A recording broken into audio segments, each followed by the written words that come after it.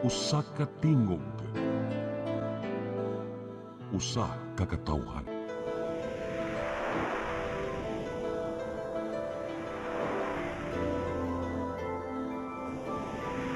Cebu Catholic Television Network.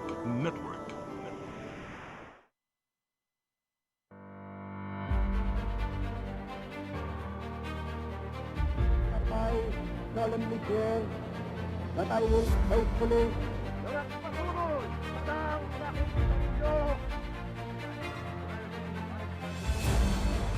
A prosperous and free democracy could be built in the Philippines upon the ruins of war, the prestige of America, and the American way of life.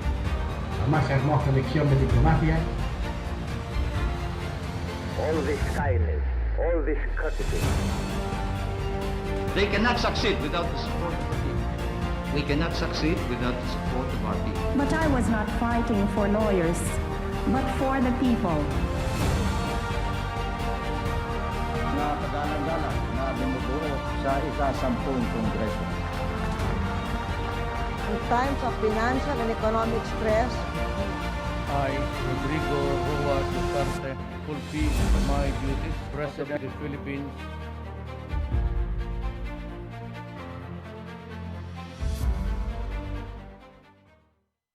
May gabi sa Tibok Sugbo, apil sa Dumaguete, Negros Oriental, hasta Tagbilaran, Bohol, ug sa mga parte din sa Mindanao, ug other parts in Luzon, Philippines.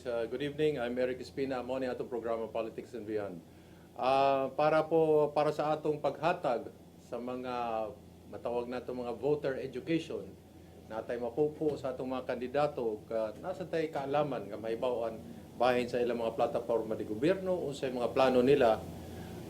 Nakahigayon ta sa taliwala sa iyang purtihang pagabising schedule. Ambot nga makatindog pa rin siya, siguro kapira yung patindogan niya. We're very fortunate to have Mayor Michael Lopez Rama running for Mayor of Cebu City. Again. May gabi, May Mayor. gabi, Eric. Yes. May gabi sa inyo mga nagtamod. Meaning, nindot kayong politics beyond. Politics and beyond, yes. Oo. Politics and beyond. Oo. Makalingaw kayo, Mayor, kay Dinas Of course, kalimot ang tatay. Itong siyempre, tatay niyo. O nanay Dayan, tanan ako mga kaubalan sa Oasis of Love. Na-mention po na ako ang Tagbilaran kay makita man sa ta dito, labi na dito sa Bohol kay nabay ay barog dito sa Tagbilaran po. Naoy, So, okay. Visayas ko na. Visayas. Pinipilaban Vice Chairman ko na. Vice President. Okay.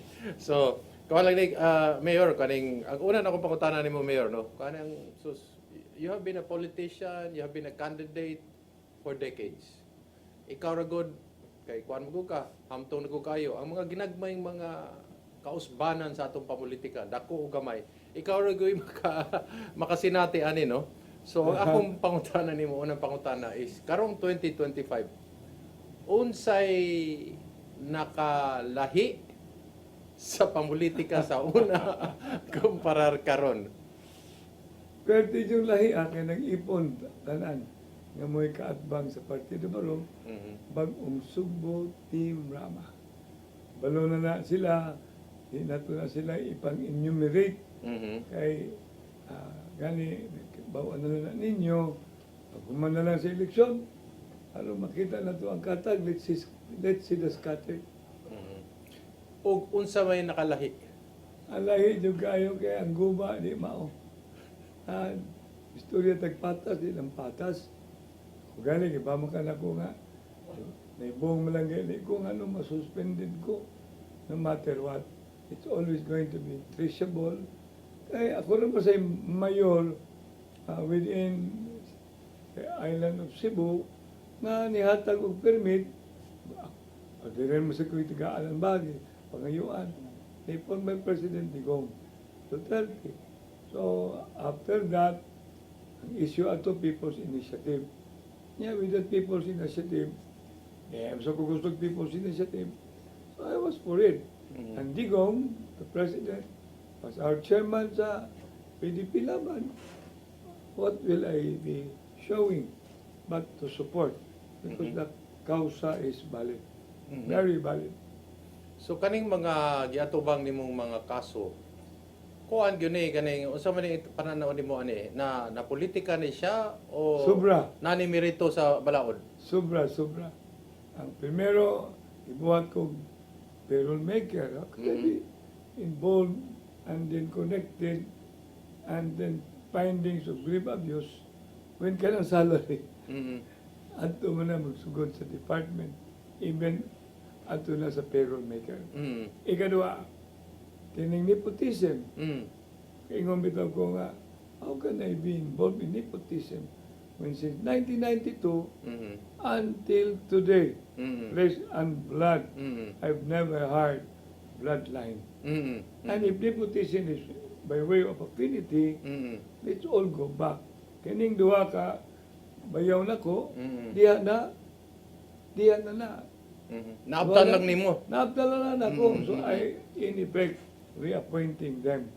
I do not want to put in between, but I still did. Kapita nangihas ako, one of the personalities sa HR. Ikihan ako na. I was of the view na may conspiracy ni. So, that's a pending matter. Would it be fair to say nga gisilutan ka? When you say silutan, politically... Sa imong mga kontra. No. It's a scheme.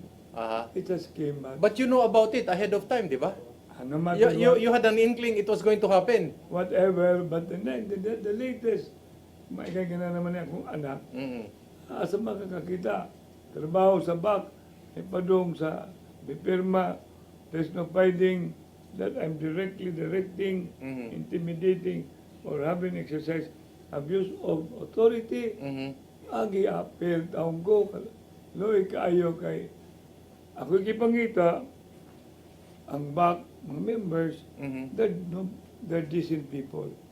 And they are my outstanding department heads. And one among that is also even MMT, Mayor's Management Team, sa akong predecessor. So mo na nga, it's too much of being political harassment that I ended up into where I am. But they may probably thought that I will surrender. Ingon man sila nga, dili ko ka kaning alsar. Nakapahay man ko. Na akong certificate of candidacy, i-cancel. Ako man geto sa Supreme Court. So I secured a TRO. So, but all intent and purpose, ingon pag sila. Dili mapil ako nga sa baluta. Na. Numero 4. Tuloy ang laban. Pagkamayor, Mike Rama. Partido Barog. Bagong Sugbo, Team Rama. You expect to get justice after elections already? I will never stop. Okay. I will never stop. I was telling my son, you better, if and when, how many years it will come, Proceed. Okay. Even if I will not be anymore, because it has to be fought, really, fought for or fought by, for lessons and jurisprudential kanagingalan nourishment. National politics always has an influence on domestic politics, no? Of course, usahay depende ra na kung sa kabugat, kung sa ka kuano, ang gravitas ba, ang kanang gibugaton ba. Pero ang akong pangutanan nimo, Mayor, how crucial ning national politics karon that it can affect domestic politics, it can affect candidates. Lahi niya ito, Okay. katuigan. Kay neto katuigan nangagi, wala man ang mga local registered party. Na ang local party town, kung wa kay registered, abot na sa certificate of candidacy. Kung wa kay ati sandigan, wa kay mahog lagag singan na ni independent.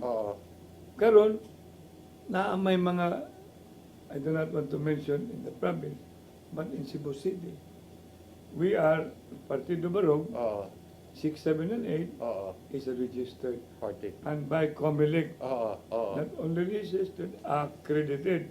Now, on our own, we can really secure our own kona. Dependent, not be dependent of any national. And the national, if and when may problema, it can add up. Yes, yes. Pero kung may problema ang national, may sige yaw-yaw mga tao, yung sandi ka sa national, apektado ka. So this brings me to the obvious question. Is there such a thing as a Duterte factor? Digong, Sara Duterte, Baste Duterte that can make or unmake you? And is there also a BBM Marcos factor? You know, I had a survey done, and it included, which I wanted to have, the word endorsement. And those endorsement, it being like that, and I can see how important. I do not want to see number 1, and number 2, number 3. Dito kay ubos, zero manggali, but I don't want to be saying it. But if I can claim, Jose Kapayagsan, na ang Duterte plus barangay captains plus religious leaders matters a lot. Okay. Kaya kung makakita ka nga, associated ka, apela ni mo, mangani na din makakita ng mga tao, manyagit na, kung manyagit na sila, hindi mo na manyagit og Marcos, ari mo na manyagit og Duterte. Ni Kuyog man ka. Pila ka ni Kuyog, kauban mo. So ang imong mga kaatbang kisa may nagsuporta nila because you are you are with President Duterte, you are with Sara Duterte, you are with Baste. So kisa may gidala nila. Hindi lang kung masulti alam, magpaklaro, magpakatotoo sa sila. Okay. Nanglan, kay mo lang po ko kakita kisa ni isa nila. Okay. Angay na mo isa nila. Angay naagay mo isa dapat nila. Okay. Sa malang klasiya nga, sa mana, kami kay nanay ni isa na mo. Yes. Duha na gali.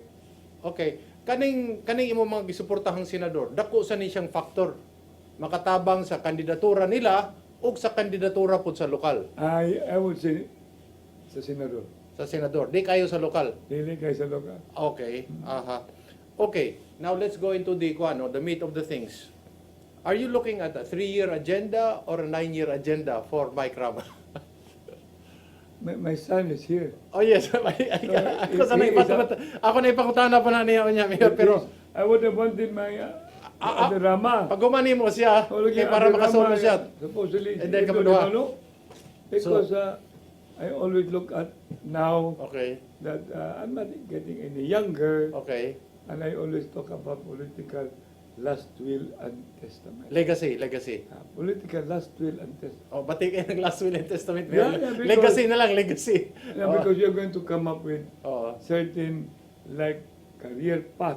Okay. So there's got to be a career path. So no matter whatever and wherever God leads me to, be it within the 3 years, within the 3 terms, what leads you to is to work hard now because tomorrow is a learning day. You're saying abangan na lang? Yeah, of course. Abangan na lang. Okay. Next question. Ako ni pakutana ni mo, Mayor, no? In terms of, let's just first begin with just 3 years. Na ba kay mga important infra projects? Kay mo gonna impact na yun. Makita sa mga tao ba nga, uy, nagyo na hitabo. So, what are the expectable infra projects in the first 3 years of Mike Rama? No matter what, sige sila kasaba ng CCMC. Okay. Finish it. I'll finish it in 2 to 3 months. 2 to 3 months? Yes, because, and then at the same time, finish, fill it up, because patro man nakashare niya ba? And I was being assured. Nanay kwarta? So, Dili kwarta pa gani sa City Hall? Dili kwarta City Hall. Okay. And then at the same time, that's one. Number 2, I want to zero in how to control corruption. Corruption? And that is through digitalization. Okay. And then human resource management. Right person for the right position. Number 3, traffic. Okay. You have to look at traffic. Although when a city is without the traffic, yes, don't be worried, it's a ghost city. Oh. Every city will always have manage the traffic. I already have interventions about it. The simplest which is going to be simple man ta kayo, discipline. Simple man ta kayo, enforcement of the law. Oo. Infrastructure will also be included. Oo. Setback recovered, that is pan. Oo. Opening of the roads. And if you talk about opening of the roads, then you can probably engage on other mass transport system, Okay. which include even the cable car, Oo. the so-called LRT, Oo. but never any mass transport system that disturbs the heritage value. Pero that's all in the drawing board pa na. That's all on the table. The That's what BRT you're is saying. already there. Oh, pero kanang ubang i-mention mo, Ah, that's on the drawing table. That's on the table. We already have been Okay. discussing it when I was the Okay. mayor Okay. about, but on the other hand, is what is important also is housing, Okay. especially urban bakil and Oo. the platform. Oo. Ayaw ni kay ako malingnaw. Oo. So in other words, these are all very important, including citizen, which senior citizen, Uh-huh. PWD, and all citizens. Learning curve. Any new lessons that you learned from what has happened to you? What has happened to some members of Barog Team Rama? What is the learning curve? We're never too old to learn. So also may learning curve I na would to. never appreciate it as learning. Okay. It's always a continuing challenge. Okay. And I will even just receive it as all as insights. Aha. Because kung learning ko ka, bad learning, good learning, so hindi ni mo na hurts if it Okay. is bad. Oo. But insights, it's a positive thing. So I'm telling all the time my son, So unsa may Be insights positive. Mayor? Sige, unsa may mga insights nga insight, no? Very malaki from what has happened What to is you happening, to your yes. former party members. that you can never own, because that is always the basic. But you can probably influence. But if your influence is not enough, then being a Christian leader, and I have been telling them on the acronym SSS CAP, Mhm. S is servanthood, Mhm. shepherding, stewardship, Mhm. custodianship, overseership, Mhm. partnership. Never say ending na. Mhm. And if these people may not like you or they have abandoned you, but Mhm. you have a Christian responsibility. If you have seen them astray, find time to bring them back to the path of righteousness. Okay, Politics and Beyond, we'll be right back with Attorney Mikel Rama. This is the first portion. Second portion will be Attorney Mikel. The third portion will bring both Mayor Mike Rama and Attorney Mikel when Politics and Beyond returns.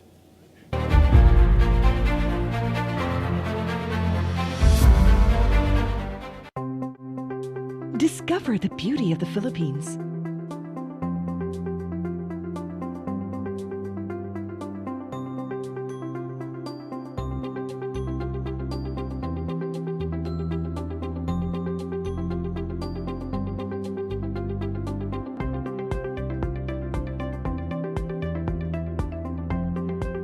With Philippine Airlines, the country's flag carrier.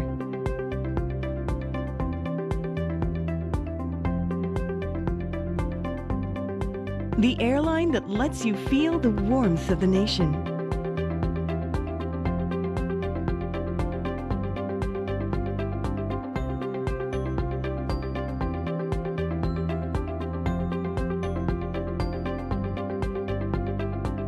Mabuhay!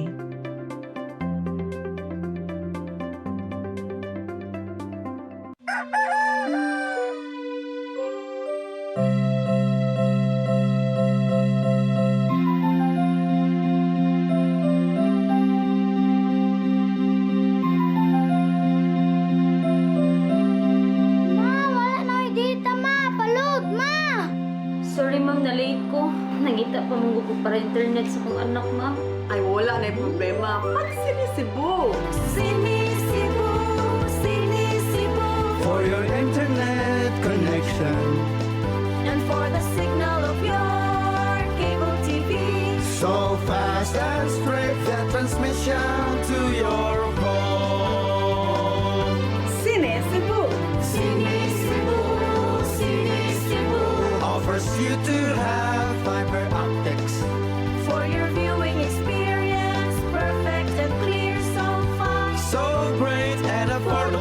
for you to enjoy. Cine Cebu. Cine Cebu Television Network Incorporated offers fiber to the home broadband internet bundled with fiber to the home cable TV connection. Cine Cebu Television Network Incorporated with its operation in Metro Cebu and the whole province of Cebu soon. And affordable for you to enjoy. Cine Cebu.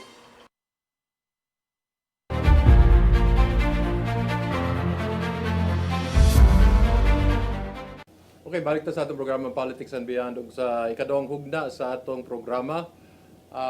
Makahinabi nato, makulukabildo nato si Attorney Mikel Rama.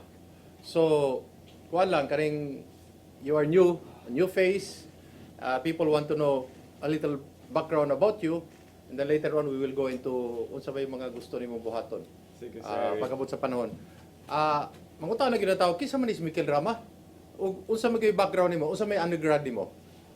Unas tanan, salamat Sir Eric sa pag-imbitar na mo din para for having us here in your show. So to give background on and things especially coming up sa karong umabot pinili ay. Unas tanan kinsa man si Attorney Mikel Rama. Ini diskurso na ko man ako kining nasa inyong atubangan si Attorney Mikel Rama anak sa kong amahan. Okay. Pero ako sa jung i-qualify guman, ko, anak sab sa akong inahan. Kaya wa may anak kung may inahan. Mausad. Oo. And then, what kind of a child were you before? Hilig kag sports? Unsa may mga inclination nimo? Or you loved reading? Sa pagkabata, as far as I know, sa dimension sa mga tao, hilumon ko na bata. Okay. Behave and reserved na bata. Oo. But as far as I can remember, grabe kayo imagination as a Okay. child. And then, basa-basag libro sa? Basa libro, Oo. kanang magsuwat og mga story.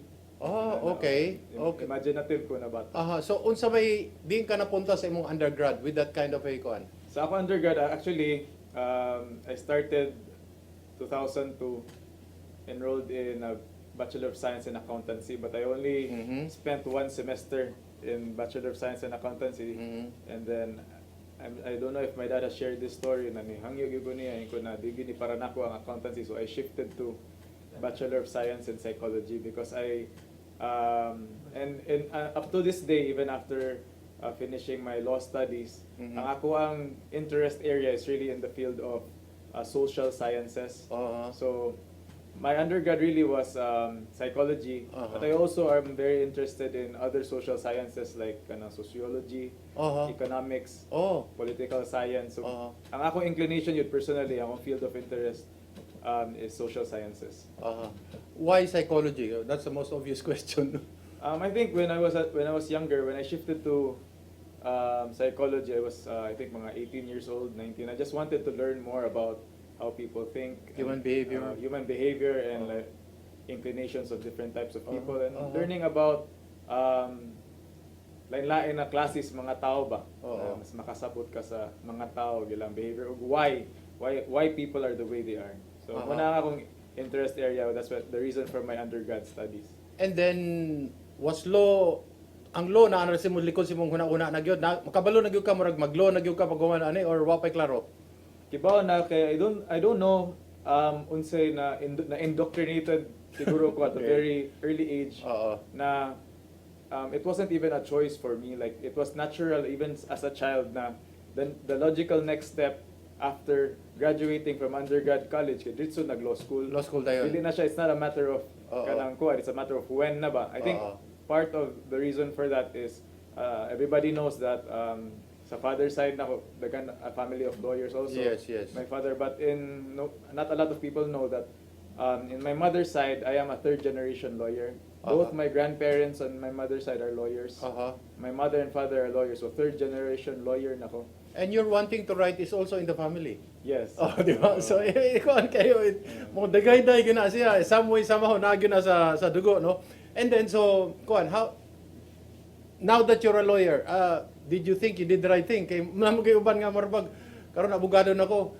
Okay na, di na ko practice sa abogado nako. Unsa may imong kuan? Wow, wala good. It was the correct choice because correct being choice. a lawyer, I realized na it's a never-ending endeavor of learning, and it's always relevant in so many different fields. And now in the field na where ang akong family, of course with my dad and sa kaning history of our family na naata sa government service, even sa my mother's side, which gikan gid sa government service. The legal profession and knowledge of the law kanang ultimately relevant gid siya bisag unsaon. Did the inclination to politics, mura lang kag shoehorn ba nga mura pag humag law, murag mapunta gid ko politika ani. Din hapon na si mong hunahuna o murag how was it? In the back of my mind, naagyon. Naagyon na, okay. Naagyon in the back of my mind. I think the earliest I was involved with the political party of my dad was I think 2015, right after I left sa legal practice kato na ako sa Gara Abelio Concepcion and Regalo and Cruz Law Office. Na-appeal ko sa probables, so na-appeal ko sa exercise there. So I think at the back of my mind, naagyon na, not necessarily as a candidate, but be part of the kaning group gid ba sa local government din sa Cebu City. And sa imong hunahuna, it comes with social services ang public service. Yes. Di ba? Nga mura gusto ka mo tabang. Yes, gusto ko motabang og kanang it's bisag unsaon nimo, it's a field of endeavor. Ang public service is really a field of endeavor na kanang daghan kay aspects na interesting, daghan kay trabahoon ba. So usa sa na siya na nakagrow ako apart from being sa family. How has Mikel Rama as a filing the certificate of candidacy to now being a candidate, how have you developed? How have you blossomed? Kuan siya, development gid siya, Sir Eric. Kuan siya kanang I'm sure having been a candidate yourself, naagay ka ng ebbs and flows sa confidence, doubt, confidence, doubt. And I think it's just really part of the journey being a first-time candidate, and even having an idea of what there is to expect. Naagay mga things na unexpected. But I'm very welcome ko sa whole experience of it and kanang the challenge of this endeavor ba. You've seen ko daghan nga nakita siguro mga tao, mga daghang problema, ang ilang mga aligot-gut, ang kahimtang sa ilang mga kinabuhi. Yes. Karon you are up close. Makita mo gyud nimo. And almost every morning, no, more or less kung mag-shake hands ka, no. Did it have an impact on you? Yes. Impactful gyud siya, Sir Eric, in the sense na makita nimo na especially in the South District, you can see ang sector of our constituency na asang pinaka-vulnerable ba. And then makita nimo na daghan kay challenges. I'm so fortunate actually na the people that kinsay kauban ako sa mga campaign activities na naa din silang kaphari, silang kapnobi, mga kapitan ba, Kap Gremar, all of them have experience already sa government service. So na ako'y mga makatubag sila sa akong mga pangutana. Kung kinsa may tagiya ni Yuta Kap, dugay na ni ilang problema din ngano magbaha man ni dinhi, wala ni siya na kuan pag reblocking inana ba ngano magbaha. So I'm so lucky na naay mga tao na naanay previous background on the specific communities that we visit. So makita na akong mga concerns na sila matubag ba. So usually inana mapasalamaton kay ko na sila. Kung tanong tika Attorney Miguel, no, daghang kay mga kaso gi-file kontra sa kang Mayor Mike Rama. Abogado ka. How did that, unsa may imong panghuna-huna as a professional lawyer, or was this based on the merits of law, merits of the facts, or merits of the politics? Ikaw, imong tanaw lang. You know, there's a question na there's a politically correct answer. Okay, Sir Eric. And then sometimes nanamta din it's very difficult to cast aspersions on especially institutions that kanang Philippine society and kana rely on for stability in government. Nga respetuon, angay nato respetuon. Angay nato respetuon, especially I could say negative things on my perception Oo. of how these institutions are being run now. Oo. But it would not do any good Oo. if further pa degrade ang kining perceptions on these institutions. So Oo. I think I would reserve na any comment na na aspect. So let's just see, because in my mind kaning kung saan yung quote ni Martin Luther King, it always bends towards justice. Okay. And these Hopefully. it will always bend towards justice. Uh-huh. It will always bend towards justice. So we will regardless of akong perception or ako ang opinion of how these things work, I'm optimistic na the right thing will always prevail. Na ako'y nahibawan na ni Atty. Miguel, ako lang na-share ninyo nga in the ultimate end ko no, nagyo na judgment sa langit. Kay without the judgment of heaven, then evil triumphs. Yes. Then miscarriage of all of justice will happen without a final judgment. Diba? Ako nang na-recall ang quote, Sir Eric, ang quote oo. is, the arc of the moral universe may be long, but it always bends towards justice. Very good. Wapo kayo na. Top of your head, are there certain resolutions, certain ordinances nga kanang maingon nimo nga kani siya will be Attorney Michael Rama's contribution to Cebu Yes, City? actually, but I also understand na having local legislation pass, it kanang kailangan siya collegial na collaboration with others. But ako naagi some things na kanang close gud sa akong Kasing-kasing yun. kasing nako. Oo. Na dream nako. Oo. What would that be? Sige. Hopefully dili ma-copy-paste ha. Kalisan Kanya na lang ang dream, pero since ganina kanya na lang ako i-divulge ang akong actual dream, but since we came from gathering sa mga aspiring sector na makita na ko dito 93-1, I think one important kaayo na piece of local intervention sa local legislation is really how do we protect ang interests sa marginalized in terms of marginalized in terms of housing. Kaya ako man gumakitaan just this morning, the thing kung why is it always na kanang market value ang ilang ipeg yun sa ato na nahisgutan ang kaning sa 93-1. I was looking at it and I see the plight na problema sila na ilang ipeg ang payments nila on market value of these properties na gipuy-an sa mga tao na dili siya based on capacity to pay. Yes. And I looked at ang current legislation, both local and national, nagsiyo tanaw na wala na. ang naa sa UDHA ang magbuot ang DBM. Ang ako gitanaw ang IRR sa DBM, market value ang giingon. Ko sayop man na because in the constitution it should be affordable. Yes.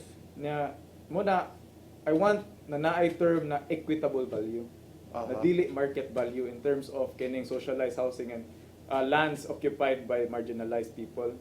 So I think one legislative, I'm not saying it will be a resolution or kuan, but it's a legislative intervention maybe sa zoning or sa CLUP na imong special subclassification ang kining gipuy-an sa vulnerable sectors na dili gid siya maingon commercial kay kaning mga yuta di man nimo pwede maingon market value, hindi man nila ibaligya. Puy-an gud na. So dapat equitable value. So ang definition of equitable value I think should be passed through legislation. Makatabang kung ang mudaog let's say sa Kapitolyo makasabot anang imong giingon. Oh, of course. Ang importante is sincero sila sa pagsulbad sa kahimtang sa mga tao nga gapuyo dito. If pure gud ang ilang intention na to give them housing security, nadugay na kay na problema sa mga tao dito, wa pa ko mabuhian na muna na ilang problema din ha. Wa gyud kasulbaran ba. Nabay mga niduol nimo nga nangayog tabang nga kaning attorney kung mudaog ka pwede ba mauni ang imong ikuan isulong nay mga nimo? Dili man sa mudaog. Nangay lang sila tabang kay tungod kay anak ko sa kamahan. Okay. Nga ako gyud ang tabangan. Asa akong papa mo may gingon ako. Tanawa gyud na doon 93-1. It's unsay tambag sa imong papa nimo sa imong pagdagan. Kung pwede nimo i-share. Kung pwede nimo i-share. O pwede, o di, break sa ta and then we'll bring father and son together and then ato ni sila pangutanon when Politics and Beyond returns.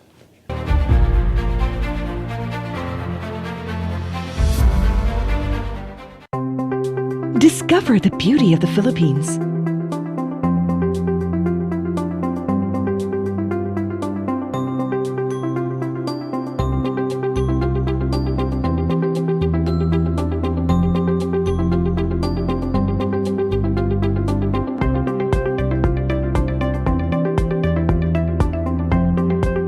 With Philippine Airlines, the country's flag carrier.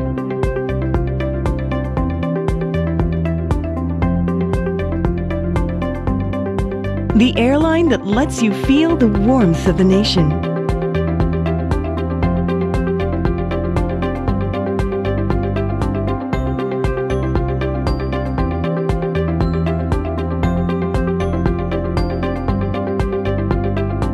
Mabuhay!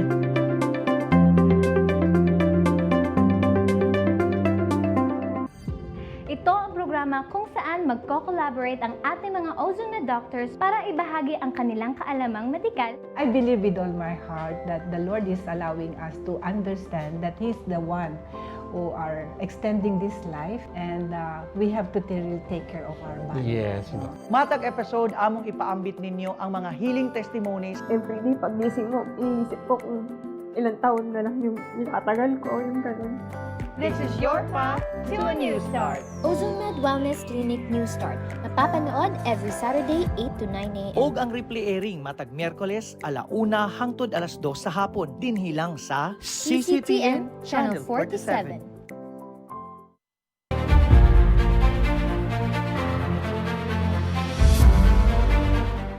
Okay, you're back with us in Politics and Beyond.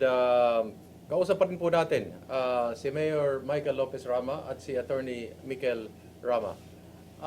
Off camera and during the camera interview, I ask you, what was the advice nga pinaka-importante gihatag sa imong papa nimo?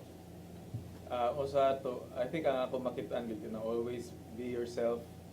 Nya effort yun na ayaw kumpiyansa. Ayaw kumpiyansa. Am I correct to say he's not even spoon feeding you? He wants to see how you do it on your own. Yes. Amo na yung mga pulong sa mga taong nagtanaw nimo. Wala gyud kag spoon feed. He just wants to see you swim on your own. Mo gyud na ang term niya kay paddle your own canoe. Okay. Okay. Karon balitaron nato. What was your advice to your dad? Karon makasulti ka. But if it dili pwede, I mean in terms of politics, sa politics lang. Di mo ko advice. Maki-advice. Unsa may ako advice? Di ba? I mean kinasing-kasing nimo. Ha? Kung kinasing-kasing nimo, if you could say something now to him, what would be your advice to him? With all the problems that he is facing. Tuloy ang laban. Okay, tuloy ang laban lang. Tuloy ang laban. Okay. Okay. Mayor, I ask a question ganihang what is the future of Barog, Team Rama? I will ask the voice of the youth first. What do you think should be the future of Barog, Team Rama? As long as we kanang mapadayon gyapon ta sa aligned ta sa values gid sa group na I think is kanang really pushing for good governance and something that's responsive really to the interests of the constituency of Cebu City. Mao gina ang padungan sa Barog because I think if mo sway ta ana na mag-una na sa dang kining personal ambitions or ma-overly politicized, hindi siya maayo. So I think mo gina ang trust sa group to keep the heart of the group intact. Ganiha, Mayor, I ask you that same question, no? And then you were looking at maybe 3 years or 3 terms. As the father, no, of founder, where do you want to see the group somehow move towards? Wishing that it become a significant aggregation for change and even for conversion. Because it has been emphasized that Partido Barog Bagong Sugbo, Team Rama, especially Partido Barog, Team Rama. Yes, yes. is God-fearing. Okay. For people, abhor mental dishonesty, and definitely quite uncomfortable with insincere people, and always bring them to know that corruption should never be a basic thing that they should primarily that they are going to be propagating, but in fact to confront and manage corruption, if not eliminate. So that is where that particular direction should always be instilled, being the founder, to start with Team Rama, that you're also a part. Okay. And then, in terms of, ikaw na ba yung tanong na ako, Tony Miguel, no? Would you want Mayor Rama to go into higher office? Do you want him to finish his 3 terms as mayor? Ikaw lang mga pakandoy lang there is no hard or fast answer, there is no right or wrong answer lang. Mo lang kuan. Although naakoy ako ang una kanang mga desire, pero at the end of the day, kung say iyang gusto gid kay di man ta makakuan. Ikaw, Mayor, how do you see it? You want to go to higher office so that you can influence more events, more changes, or you'll be happy to be the father of Cebu City? You just have to think that it's a continuing, moving, steering, and inspiring. Of which, at the end of the day, if the calling will definitely be higher, according to His will, who are we to be against it?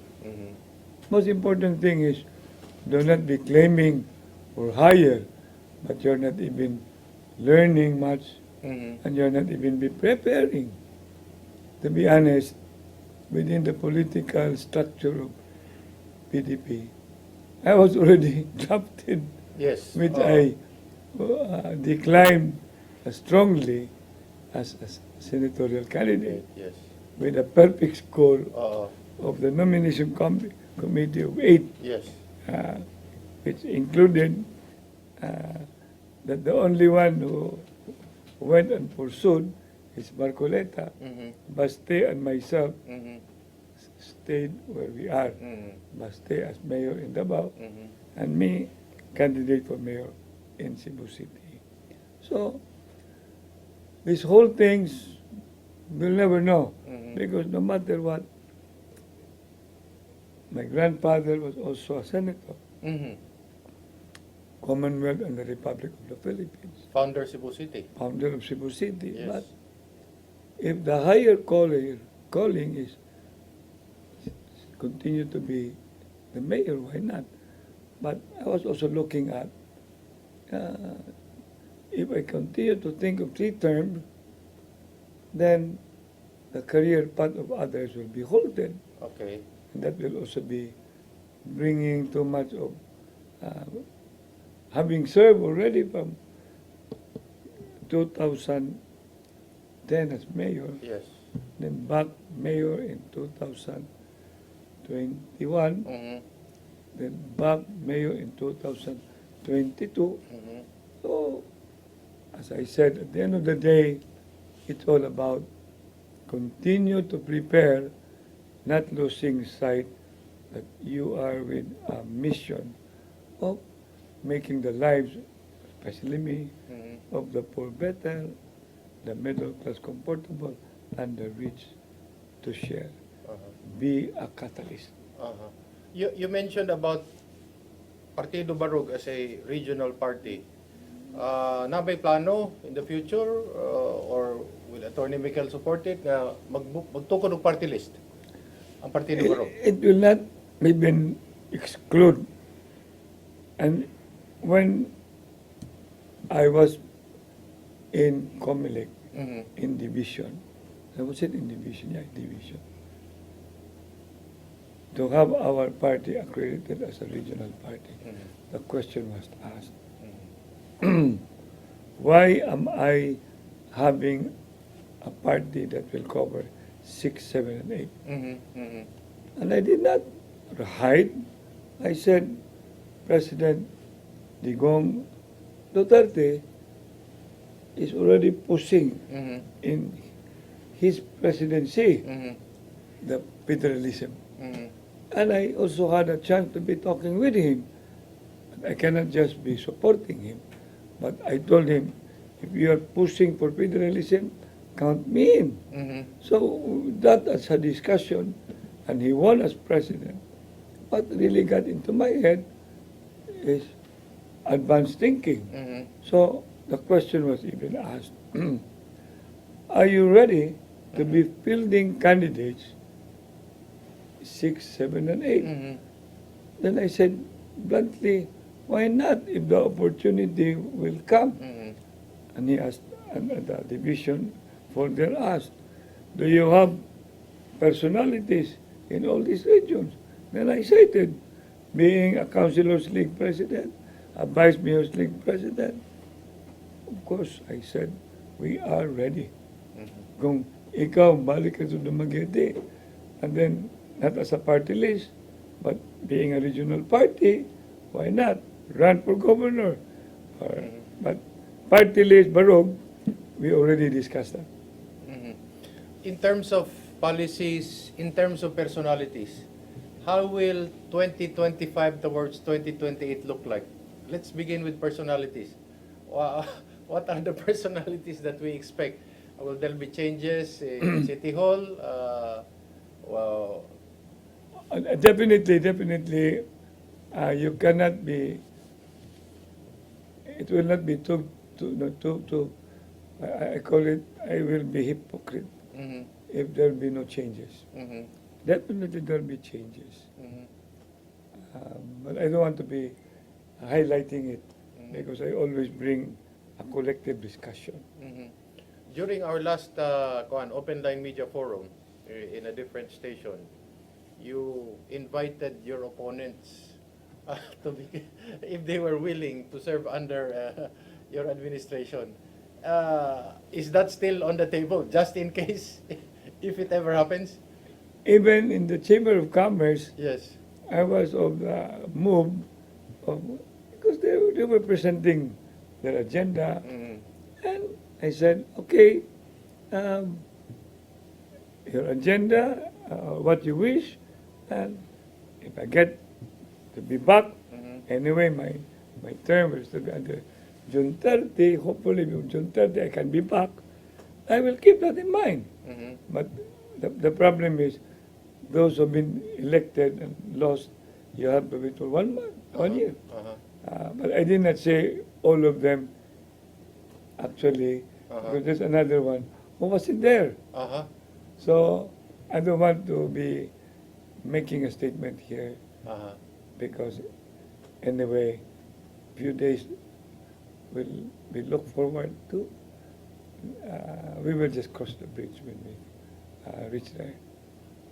Attorney Miguel, you've been with Barug for quite a while. You have been behind your father in many occasions. You've seen and you've met the people that are around him. Yes. Your impression, your thoughts, when these individuals decided to pursue their own adventures. Ay mapasabot katong mga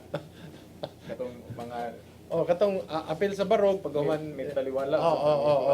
Imo lang kuan, imong they are free to kuan.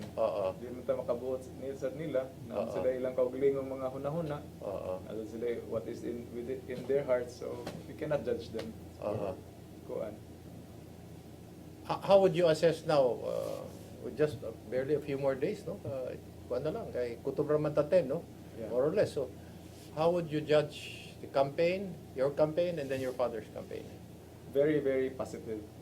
And sometimes, of course, it's kanang would be disingenuous to say na the past year has not been challenging because of all the challenges that we've faced. But being there na ako ginahisgutan matag atubang namos mga sa katawhan nga magpasalamat gyud ko kay bisag unsa mga kalisdanan agian mo sa partido sa akong amahan ug ako isip anak niya.